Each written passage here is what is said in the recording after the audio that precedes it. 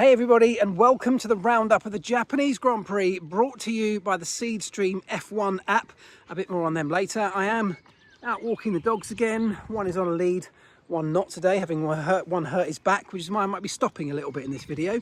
But today we're going to be talking about many of the talking points from the Japanese Grand Prix, a race that seemed to split opinion online as to whether it was dull and predictable or exciting and interesting.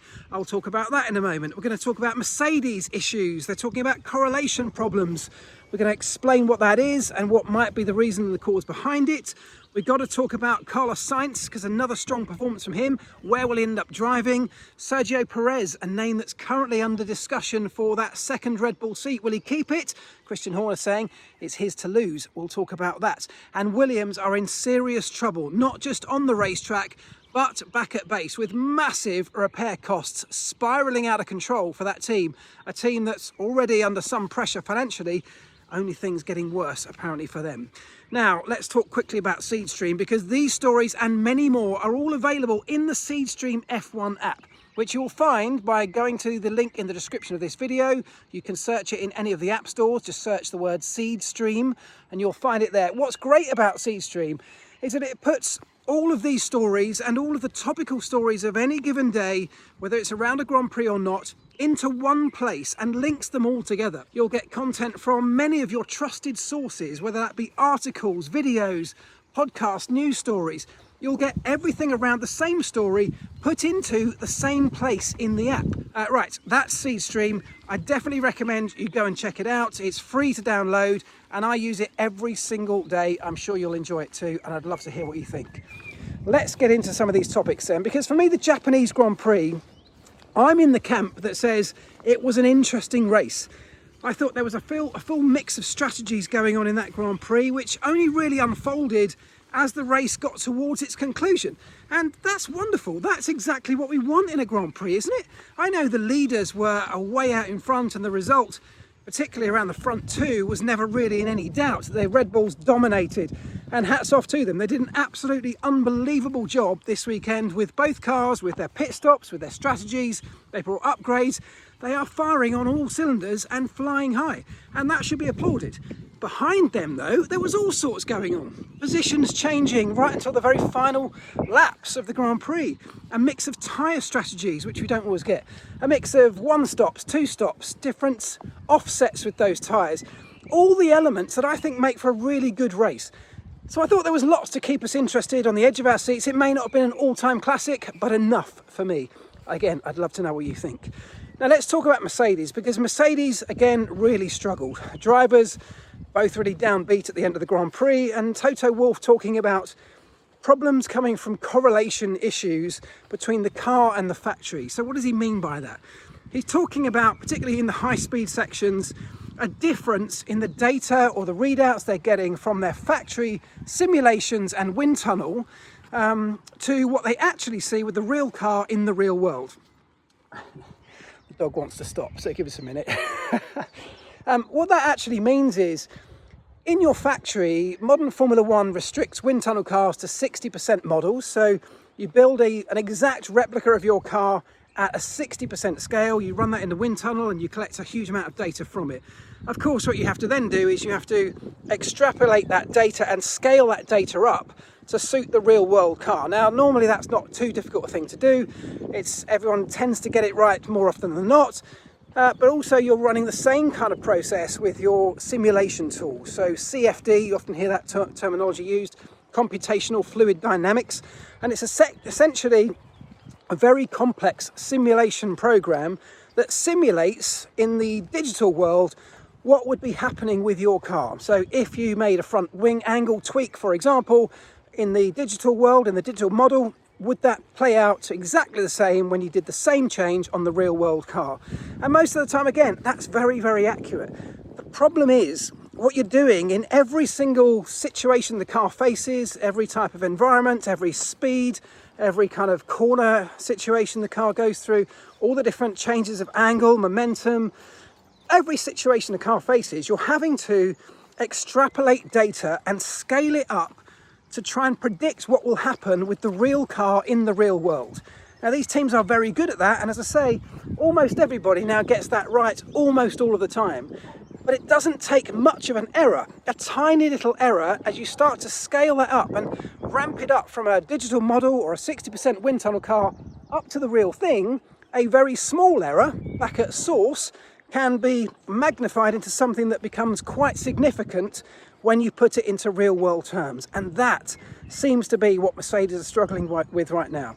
It's like trying to find a tiny little error in a maths equation that's so big you can't write the whole thing on a blackboard. You've got to go through every single 0 and 1, this digital language that they use in terms of binary code. Every single 0 and 1 has to be sort of analysed and found to try and find the source of where that problem comes from. That's what they're going to be doing. It's a very difficult thing to do because, of course, the only time you can really test whether you found the problem is the next time you put a real world car on a real world racetrack, and that doesn't happen very often these days. There are a lot of people questioning the decision to effectively swap Carlos Sainz for Lewis Hamilton at Ferrari from 2025 onwards. Is that something that we should be questioning? Is it something Ferrari are now questioning? In my mind, I don't think so. I think I look at Carlos Sainz and I think he's doing an absolutely unbelievable job. He's a driver that is showing all the signs of being a real talent, both in terms of his work ethic, but also in terms of what he can do behind the wheel. He's delivering week in, week out, putting himself in a shop window for many teams to be looking seriously at, and that's exactly what he needs to do.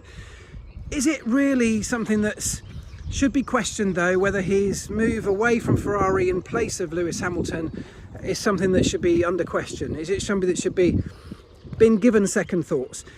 I think you've got to look at why Ferrari have chosen Lewis Hamilton. What is it they saw in Lewis?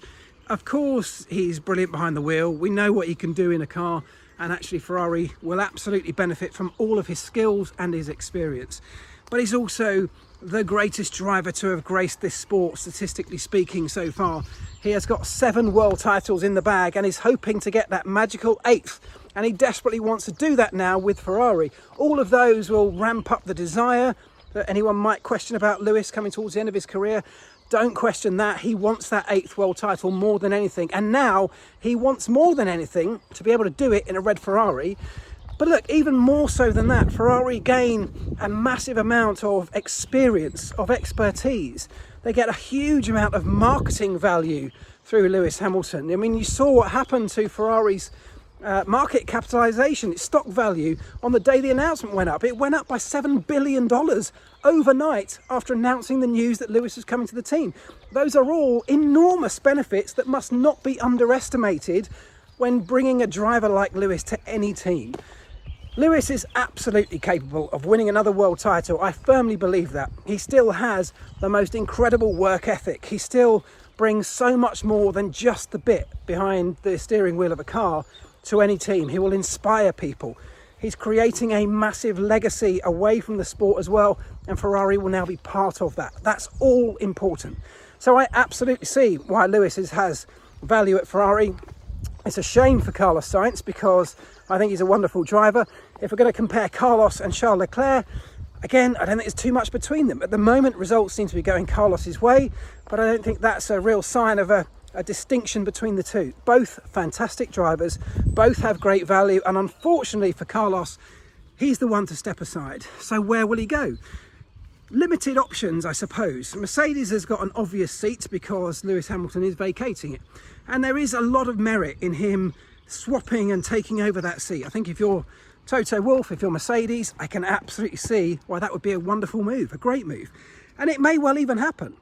But Mercedes are also thinking about the longer term, the bigger picture. A young driver like Kimi Antonelli, a lot of talk about him. Could he be the one to step in?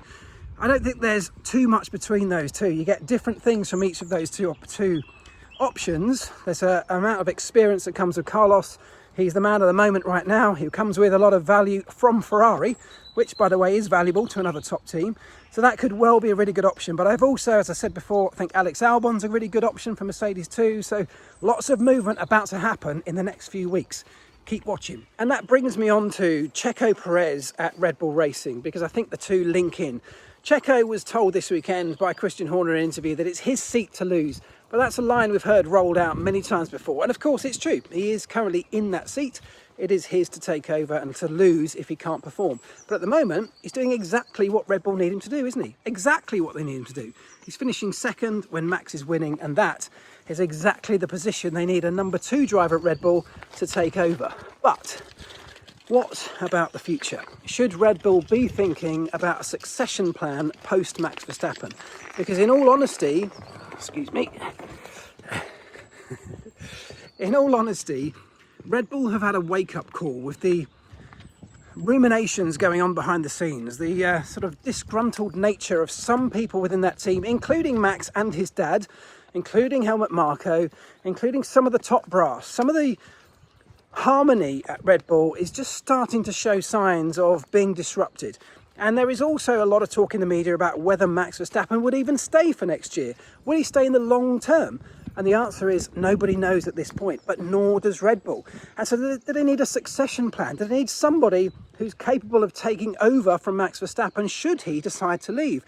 And quite frankly, I don't think anyone on this planet thinks that will be Sergio Perez. It's not going to be Fernando Alonso. Could it be Carlos Sainz? That's an interesting one. For that to work, excuse me, as I duck under a tree, for that to work, Carlos needs to accept that in the short term, if Max does stay, he would have to play some kind of second fiddle role. And I cannot see him wanting to do that.